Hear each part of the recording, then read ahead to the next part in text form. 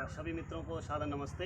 मैं हूं आपका मित्र नरेंद्र और काफ़ी समय से हम इंतज़ार कर रहे थे क्योंकि यहाँ पे बारिश काफ़ी ज़्यादा हो गई थी। 4 बजे का समय दिया था लाइव आने का, तो 4 बजे लाइव नहीं आ पाए, तो उसके लिए क्षमा चाहते हैं। तो ये क्या था कि कुछ प्रकरण हमारा चला था लॉकडाउन से पहले, और ये था विषय आत्मा विषय का कि मतलब जो हमारी आत्मा है वो बार बार जन्म लेती है, मतलब शरीर धारण करती है। आत्मा का कभी नाश नहीं होता।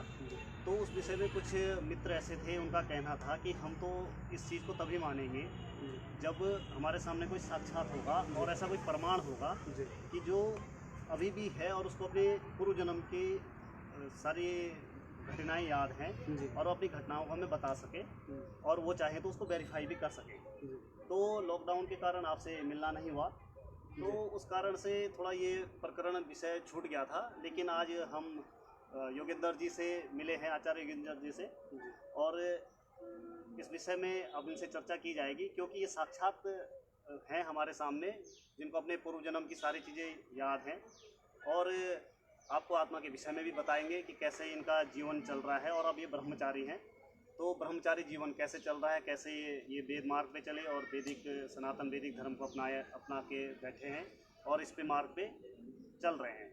तो आचार्य जी, सबसे पहले तो स्वागत है आपका और बहुत अच्छा लग रहा है कि बहुत समय बाद आपसे मुलाकात हुई है और काफ़ी समय से इंतज़ार था कि आपसे मुलाकात होगी और इस विषय को आगे बढ़ाया जाएगा और सबके सामने समक्ष ये चीज़ रखी जाएगी कि अभी भी हमारे सामने साक्षात हैं जो अब जिनको अपना पूर्व जन्म याद है।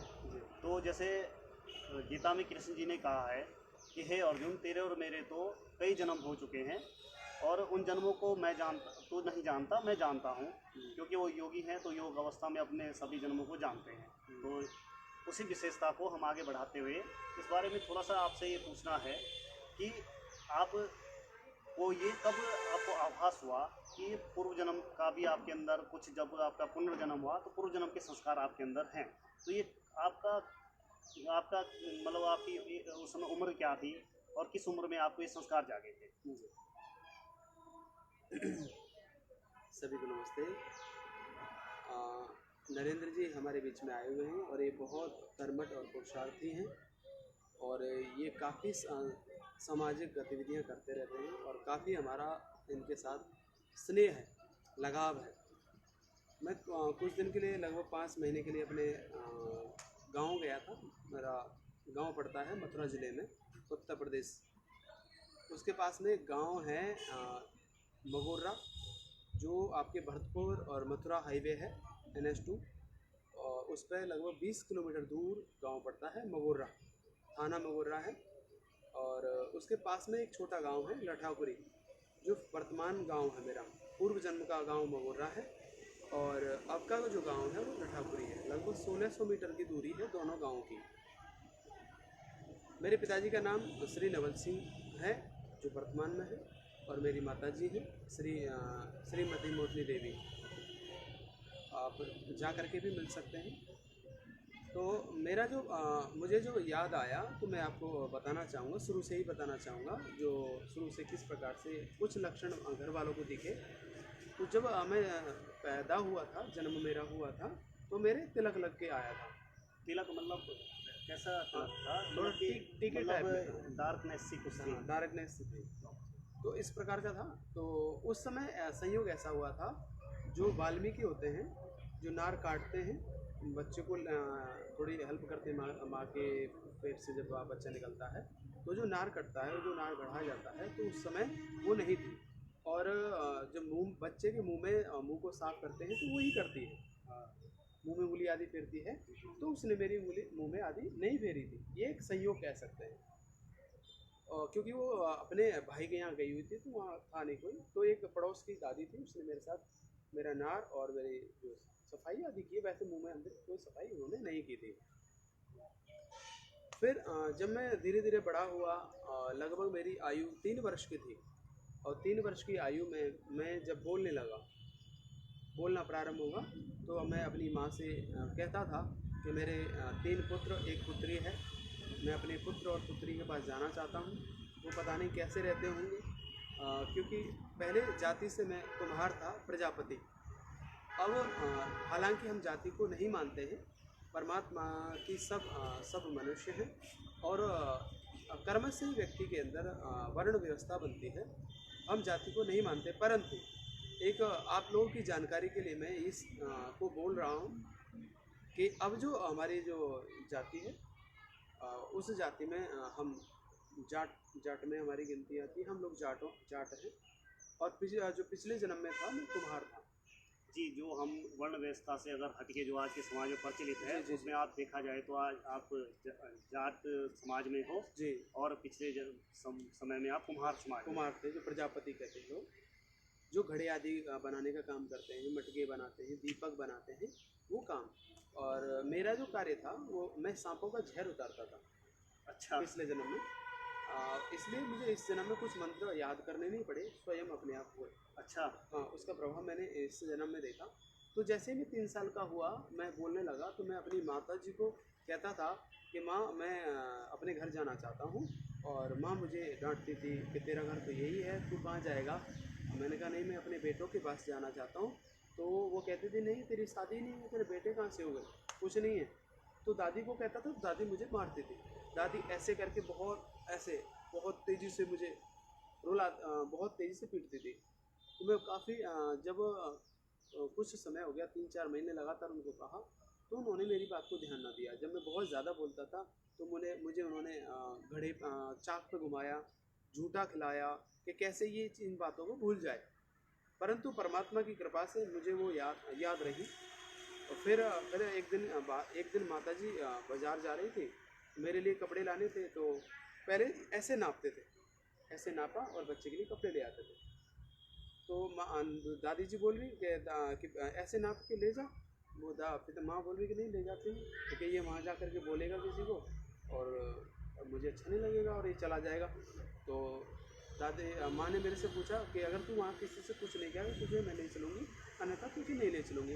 माँ ने मुझे कहा प्रॉमिस कर। मैंने कहा ठीक है, प्रॉमिस करता हूँ, मैं किसी को कुछ नहीं बोलूँगा।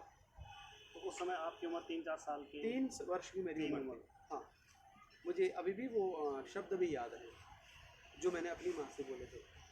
तो हम दोनों, जब उस समय साधन तो थे नहीं, आज से लगभग 20 साल पहले की बात है। तो 20 साल पहले इस गांव में इस प्रकार के साधन नहीं हुआ करते थे। फिर भी हमारे पिताजी को शादी में साइकिल मिली हुई थी। तो पिताजी तो गए नहीं थे, तो माँ और मैं दोनों चले गए थे। माँ की गोद में बैठा हुआ था, वो कभी कुछ चलता था। तो जैसे ही उस गांव में पहुंचते हैं तो माँ मुझे गधे रहते हैं, घोड़े रहते हैं, तो मेरे पास गधे और घोड़े थे। अच्छा, घर हाँ पे? हाँ, मैं घोड़े पे चलता था और गधे काम के लिए रखे हुए थे। तो जैसे ही वो गधे आदि मिलते हैं तो मैंने कहा माँ को, माँ ये मेरे गधे हैं, उनको मैं घर छोड़ आता हूँ, ऐसा मैंने माँ को कहा। अच्छा, वो हाँ, जो गधे और घोड़े तो पूर्व जन्म के? पूर्व जन्म के थे। हाँ, इस जन्म के नहीं थे, इस जन्म में तो उससे संबंध ही नहीं था। उससे संबंध ही नहीं था। हाँ, क्योंकि हमारे माता पिता का जो संस्कार थे वो थोड़े ब्राह्मण जैसे थे। भक्ति पूजा पाठ उसमें मेरे पिताजी मुझे रखते थे। तो जैसे ही वहाँ पहुँचे तो माँ ने क्या कहा, मैंने तुझे क्या कहा था। तो फिर मैं आगे चलता हूँ तो फिर मुझे और कुछ चीज़ें घर, कुछ ये चीज़ें और लोगों की मिली जो पिछले कुछ दोस्त थे। मैंने कहा ये तो उनके घर हैं। माँ ने मुझे डांट पिटा करके बोला तुझे कुछ नहीं कहना, तुझे बाज़ार चलना है सीधा। हम लोग बाज़ार में पहुँच गए। बाज़ार में पहुँच करके माँ ने मुझे ये कहा कि तू इस दुकान पर बैठ जा और मैं कुछ सामान ले लेती हूँ और तेरे कपड़े हैं वो बाद में लूँगी। मैंने कहा ठीक है, तू जाएगा नहीं? बोला हाँ मैं कहीं नहीं जाऊँगा। जैसे ही माँ सामान आदि खरीदने के लिए इधर उधर होती हैं और थोड़ा सा ध्यान उनका हटता है, तो मैं वहाँ से निकल लिया। निकलते हुए गलियों में होकर के, बहुत बड़ा गाँव है, 6000 बोटिंग कोई कम नहीं होती, बहुत बड़ी बोटिंग होती है। तो उसमें जहाँ पर कुम्हार आदि रहते हैं, वो एक पूरा एक मोहल्ला है, उसको मोहल्ला कहते हैं। तो मैं घूमते हुए वहाँ पहुँच गया। तो इसमें भी आपको तो खैर अब छोटे की बचपन की याद है, लेकिन आपको भी ऐसे ही मतलब रास्ता भी याद आ गया? हाँ, या मुझे जैसे ही वहाँ पहुँचा मुझे सारा क्लियर हो गया, सारे रास्ते सब एकदम ऐसा लगा जैसे मैं बहुत पहले से लगातार आता रहा हूँ यहाँ, और घूमते हुए और मैं अपने घर पे पहुँच गया। अच्छा, पूर्व जन्म के घर पे आप पहुंच गए 3 साल की उम्र में? 3 साल की उम्र में। तो जैसे मैं पहुंचा तो वहाँ पर छोटे बेटे की मैंने उनको कहा तो उसने मेरी तरफ ऊपर नीचे देखा। बोले कहाँ से आया, कौन है तू, बहुत मारूंगी, चले जा। ऐसे उन्होंने बोला मुझे मथुरा की भाषा में। तो मैंने कहा अच्छा ये सिखाया है, आने दे मेरे बेटे को, मैं तुझे पिटवाऊँगा, मैंने उनको ये कहा। तो फिर वो ऊपर नीचे बोले कौन है तो मैंने कहा मैं बग्गा कुमार हूँ। ज़बरदस्ती तोड़ने लग रहा। थोड़ा कनेक्टिविटी की प्रॉब्लम हो गई थी। आज काफ़ी दिक्कत आ रही है क्योंकि एक तो बारिश, मौसम काफ़ी ख़राब है और नेटवर्क की समस्या आ रही है, तो उसके लिए थोड़ा आपने इंतज़ार किया जी। अच्छा, आप आगे चले तो आपका जो पूर्व जन्म का नाम था बग्गा भगत मुझे कहते हैं। बग्गा भगत था। लगभग 12-13 गांव हैं वहाँ पे, पंचायत है 12-13 गांव की, वो सब लोग मुझे जानते हैं। बग्गा भगत नाम से आप किसी से भी पूछेंगे। और मैं पिछले जन्म में मैंने आपको पहले बताया था कि मैं सांपों को जहर उतारता था। अभी फ़िलहाल में मेरा बेटा काम इस कार्य को करता है, बीच का बेटा है जो इस जन्म मतलब जो पिछले आपका, जन्म। हाँ, जो आपका बेटा ही था। जी और मतलब क्योंकि आपकी तो मृत्यु हो गई थी जी और जी मृत्यु होने के बाद आपने फिर से पुनः जन्म लिया, जी। तो वो आपके सामने ही अभी सब कुछ है। आप हाँ। अब आप छोटे हो, 3 हाँ। साल के हो। हाँ। और उनकी उम्र लगभग अब उस समय मतलब जब आप उस समय लगभग ऐसी थी 50 साल की। 50 साल के आपके बच्चों के समय लगभग उम्र थी। जी जी। और ठीक है। तो मैंने उनको कहा तो फिर उन्होंने काफ़ी ऊपर नीचे देखा, तो उन्होंने कहा ठीक है। इतनी देर में कुछ लोगों पूरे मोहल्ले में ये फैल गया कि बग्गा भगत ने जन्म ले लिया, बग्गा भगत ने जन्म ले लिया है। तो सारे लोग इकट्ठे हो गए, तो घेर लिया मुझे। मुझसे पूछने कहाँ से आया, कौन है तू, मैंने कहा बग्गा हूँ। अच्छा। हाँ भूल गए क्या। तो वो बहुत सारी चीज़ें क्वेश्चन होने लगे वहीं। फिर इतनी देर में माँ मेरी पूछती पूछती वहाँ आ गई, आपको ढूंढते हुए आ गए ढूंढते कि हुए। बाजार से हाँ बच्चा जब कहाँ कोई गया है। बच्चा देखा क्या, बोले उधर गया था उधर गया था। तो पूछते पूछते आ गई, मुझ में 2 थप्पड़ मारे और मुझे वहाँ से ले गई। और उसने मेरी बहू ने उन अपने पति को यानी मेरे बेटे को सूचना दे दी कि ऐसे से कोई आया है और ऐसे से आपका बाप बता रहा है और आप आ जाओ। तो वो लोग वहाँ से आए। मैं तब तक माँ मुझे पीटते हुए और घर ले गई। दादी को बताया कि ऐसे से उसने तो वहाँ ड्रामा कर दिया, वहाँ लोग इकट्ठे हो गए। अच्छा। हाँ तो दादी ने मुझे बहुत पीटा। इतनी देर में वो लोग पैदल पैदल वहाँ से वो अपने गाँव पहुँचे। घर वालों ने बताया ऐसे ऐसी बात है। वो सीधे चले आए मेरे गाँव, इस वर्तमान के गांव में। तो वो लोग आए तो पिताजी हमारे चुनाव आदि लड़े हैं, तो पंचायती चुनाव, तो उनको पंच साहब कहते हैं। तो नवल सिंह पंच मेरे पिताजी का नाम है। तो उन्होंने कहा पंच साहब एक बार आपके घर में कोई लड़का है जो हमारा पिता बता रहा है, हम उससे एक बार मिलना चाहते हैं। तो पिताजी बोले नहीं नहीं वो तो ऐसे ही बोलता है, उनको कोई विश्वास मत करो, ऐसे ही बोलता है और आप जा सकते हैं। तो बोले नहीं पंच साहब एक बार मिला दीजिए। बोले भाई तू अगर बात करनी तो इसकी दादी से बात कर ले, वो अगर दादी ने अनुमति दे दी तो बात कर लेना, मुझे कोई आपत्ति नहीं। तो दादी से कहा, दादी ने मना कर दिया। जातियों को कुछ ज़्यादा मानते थे आज से 20 साल पहले। जी जी। तो जैसे अंदर एंट्री करा उसने, तो दादी ने कहा दूर जा, दूर बाहर खड़ा। जी जी, जातिवाद के जातिवाद में काफ़ी वो था उस समय। तो जैसे वो बाहर गया तो फिर वो बोली क्या बात है, तो दादी से पूछा। दादी ने कहा कि नहीं ऐसा नहीं हो सकता, अब तू बात नहीं कर सकता और वो वैसे झूठ बोलता है, तू जा। बोले एक बार मिला दीजिए। तो पिताजी को कहा, फिर पिताजी ने दादी को कहा कोई नहीं अगर ऐसी बात है तो उसको मिला दे, एक बार कुछ नहीं हो रहा, हम कैसे जाने दें, हम यही हैं। तो फिर मैं उनसे मिला। तो अब तीनों लड़के आ गए थे वहाँ पर, तीनों बेटे आ गए थे मेरे। तो वहाँ तीनों खड़े थे, उन्होंने कहा जी बताइए। मैंने कहा देखो ये बड़ा है, छोटा है, बीच का। अच्छा, आपके मतलब 3 पुत्र आपके थे। हाँ तीनों आ गए और थे। आपने तीनों को एकदम पहचान लिया, ये हाँ, बड़ा है, ये छोटा है। बीच का है, इसका ये छोटा है। रामवीर है, इसका जग्गो है, इसका राम बरोशी है। अच्छा। तीनों के नाम है। जी, बहुत ध्यान से सुनिएगा इस प्रकरण को कि हाँ। एक 3 साल के बच्चे, मतलब बच्चे तो क्या जिनका पुनर्जन्म हुआ है और वो 3 साल के हैं और अपने तीनों बच्चों को एकदम पहचान लिया कि मेरे बड़े बच्चे हैं, ये छोटे हैं, बीच के हैं और ये छोटे हैं। और उनकी बहुएं भी आपने बहू नहीं आई थी, बहुएं नहीं आई। केवल बहू ही आए थे पहले जानकारी के लिए कि ये सच है या कुछ ऐसे ही है। जी। तो मैंने बताया कि आपका नाम ये है और कुछ चीज़ें और बात हुई, काफ़ी वहाँ पे संवाद चला। तो बहुत सारी चीज़ें निकल के आई वहाँ पे। उसके बाद वो वहाँ स्वीकार नहीं हुआ कि ना तो ये सिद्ध हुआ कि मैं उनका खुद बेटा बाप हूँ, ना वो लोग मुझे बोले अभी हम और पूछना चाहते क्योंकि एक तो ये था कि जातियों का अंतर था, क्योंकि जातिवाद बहुत हमारे समाज में है। हैं। जी तो एक तो जातिवाद के कारण जी, थोड़े से क्षमा चाहते हैं, थोड़ी सी कनेक्टिविटी में दिक्कत आ रही है बीच बीच में। तो प्रकरण यहाँ तक चल गया था कि जातियों में बटे हुए थे। पिछले जन्म में योगेंद्र जी जो थे वो कुम्हार थे, फिर जब जाट घर में जन्म उनका हुआ, और जाट घर में जन्म होने के कारण जब कुम्हार उनसे पूछने के लिए आए और इन्होंने अपने कुम्हार बच्चों को पहचान लिया, तो वहाँ पे भी जातिवाद के चक्कर में वो न तो इनको एक्सेप्ट कर पाए, न ये उनको एक्सेप्ट कर पाए इनके घर वाले। तो यहाँ तक प्रकरण अभी चला है। उसके बाद क्या नाम है, वो लोग चले गए थे। फिर उसके बाद फिर उनका आना हुआ। फिर कुछ चर्चा हुई, कुछ थाने की जो कुछ घटनाएं थी। ठेकेदार ने मुझे थप्पड़ मार दिया था, वो दिल्ली से मुझे ले गया था किसी और केस के चक्कर में, किसी और को ले जाना था, वो मुझे ले गया था पकड़ के। उसके बाद उसने माफ़ी आदि मांगी। तो फिर अंतिम में जा कर के उन्होंने कुछ पैसे विषय में पूछा, अपनी रिश्तेदारी के बारे में पूछा, कौन कौन सा क्या नाम है, कैसे है, उनका कहाँ से रिश्ता है, ये वो सब कुछ पूछा। तो ये काफ़ी लंबा चला। तो आपको 3 साल की उम्र में ये सारी चीज़ें आप बता हाँ। दिए, और सारी चीज़ें बिल्कुल क्लियर हो गई। याद की याद है। जी जी। फिर उसके बाद छोटे बेटे ने और बीच के बेटे ने स्वीकार कर लिया कि हमारे पिता हैं और हम आगे से श्राद्ध नहीं मनाएंगे। जी, जो ये श्राद्ध का जो हाँ, आज का जो आज चल रहा प्रकरण है। चलता है। हाँ, और क्या नाम है, उन्होंने ये भी कहा कि आज से हम गंगा जी कभी नहाने नहीं जाएंगे। और आज तक का रिकॉर्ड है, जब भी वो गंगा अगर नहाने जाते हैं तो मुझे फ़ोन करते हैं, ऐसे से हम लोग जा रहे हैं और आप चलेंगे क्या। पहले वो पिताजी कहते थे, लेकिन अब मैंने उनको मना कर दिया है। अच्छा, पिताजी या ना कहा करो, तो वो बाबा साहब या इस प्रकार से बोलते हैं। तो उसके बाद फिर बड़े बेटे ने मना कर दिया कि मैं नहीं मानूंगा, क्योंकि प्रॉपर्टी भी थी काफ़ी। तो लोग ये सोच रहे थे कहीं प्रॉपर्टी के चक्कर में तो नहीं कर रहे हैं। फैमिली दोनों ही दबंग थी, ये भी दबंग है और वो जो पहले पिछली वाली फैमिली थी वो भी दबंग थी।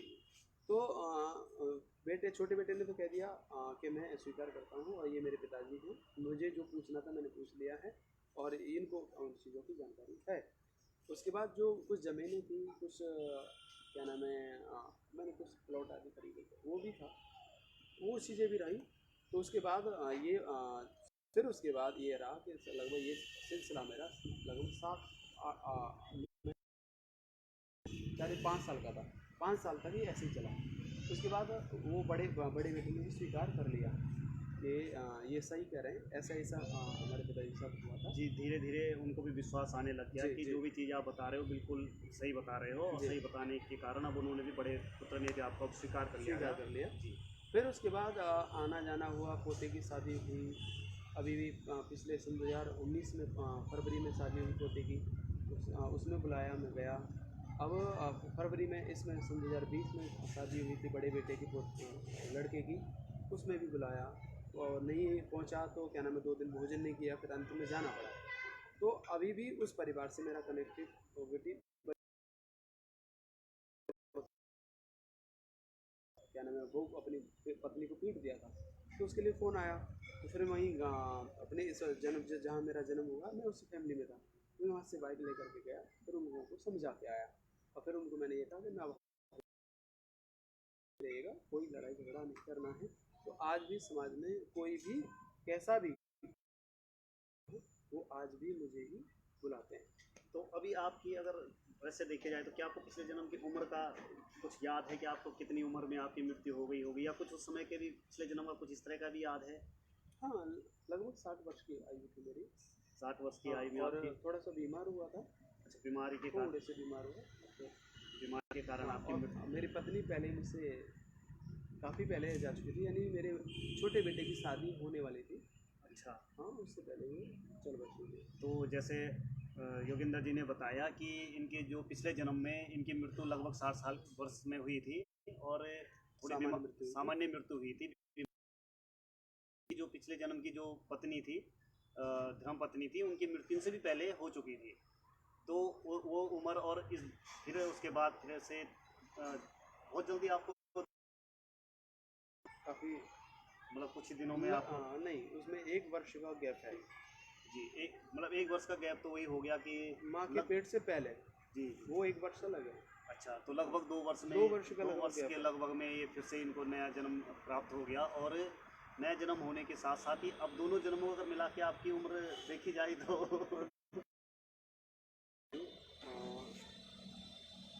आप लगा लीजिए 25 वर्ष हो गए। 60 और लगभग लगभग हो गया।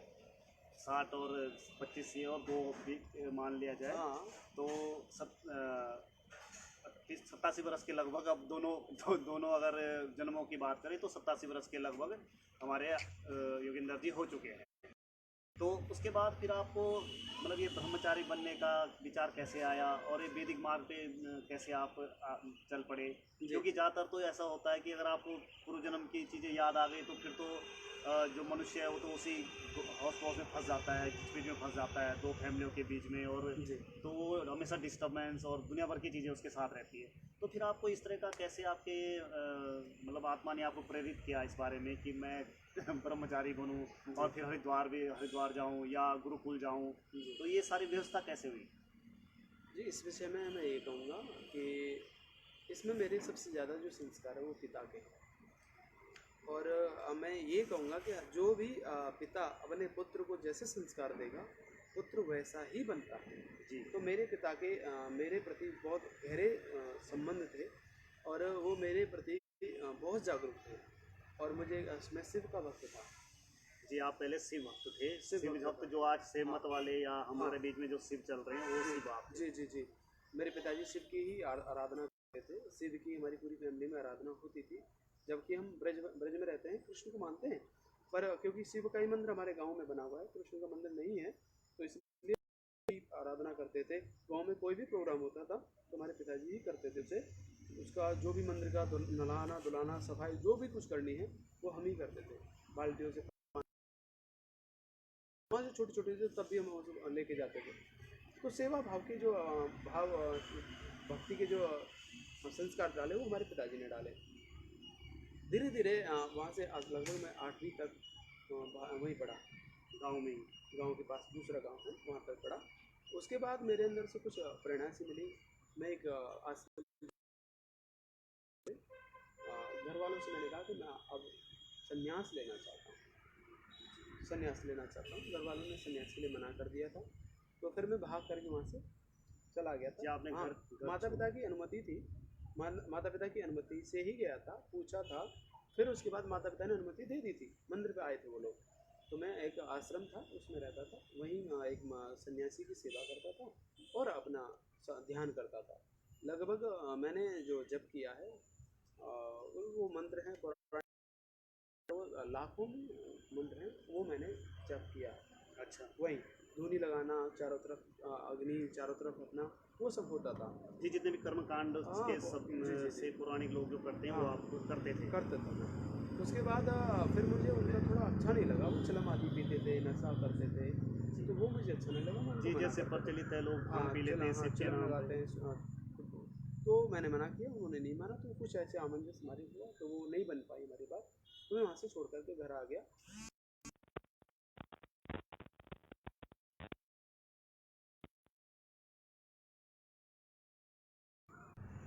तो क्या नाम है मैं फिर घर पे आकर के अपने खेत पे मैंने एक झोपड़ी डाली, वहीं नल लगवाया और नल लगा करके वहीं ध्यान करने लग गया।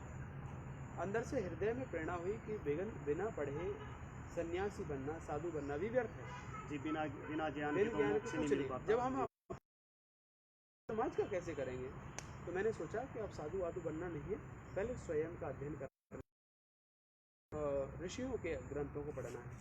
तो वहाँ से किसी ने हमें बताया कि आप वहाँ जा कर के भागवत सीख लीजिए। तो मैं गोवर्धन गया। गोवर्धन में चिदानंद आश्रम है, कुसुम सरोवर के पास है, राधा कुंड मार्ग पर।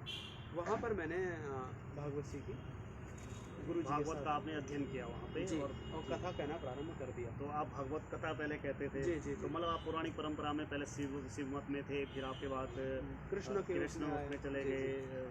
फिर कुछ दिन क्या नाम है अन्य संप्रदाय में भी घूमा, वैष्णव संप्रदाय है, जी। तो उनमें भी देखा। तो फिर वहाँ पर जो मैं कथा करता था, तो कथा के चक्कर में लड़ाई होती थी, काफ़ी झगड़ा होता था। तो जो पैसा आता था वो शिष्य लोग कहते थे हमें चाहिए और गुरु लोग कहते थे हमें चाहिए। तो उसके चक्कर में वो काफ़ी, और वो बहुत आदतें बहुत ख़राब थी वहाँ पर। दूसरे व्यसन भी थे, ऐसा कोई नशा नहीं था जो वहाँ नहीं होता था।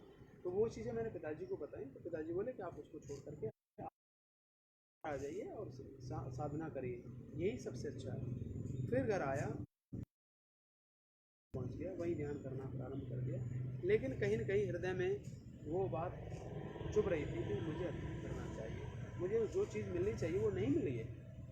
तो फिर लगभग मैं 6 महीने वहीं ध्यान की स्थिति में बैठा और ध्यान में रहा, और भोजन वहाँ से घर से आ जाता था और मैं अपने खेत पे ही वहीं रहता था।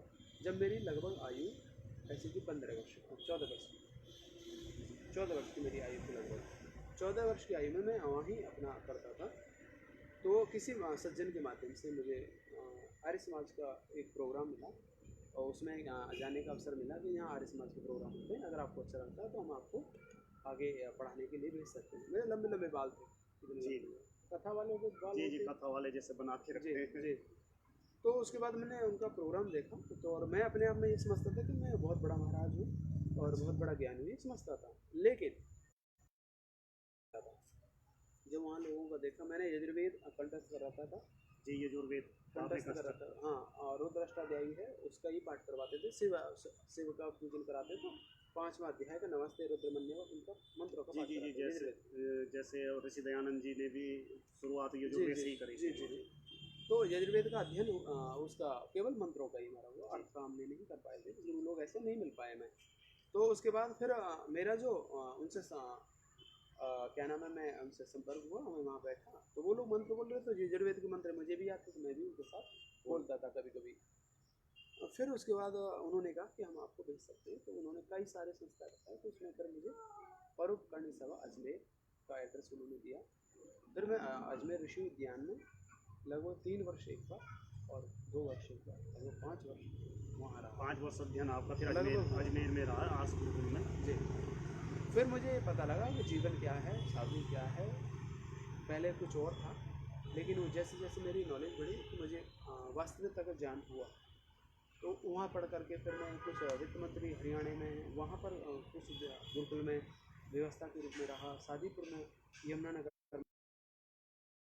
फिर आपके शुक्रताल में व्यवस्थापक रहा गुरुकुल में, वृंदावन में रहा। उसके बाद 1-2 जगह गुरुकुल थी वहाँ रहा। उसके फिर गुरुकुल कांगड़ी में पद पे रहा। और इसके साथ साथ में मैंने गुरुकुल कांगड़ी से अध्ययन किया, जो डिग्रियाँ नहीं थी मेरे पास,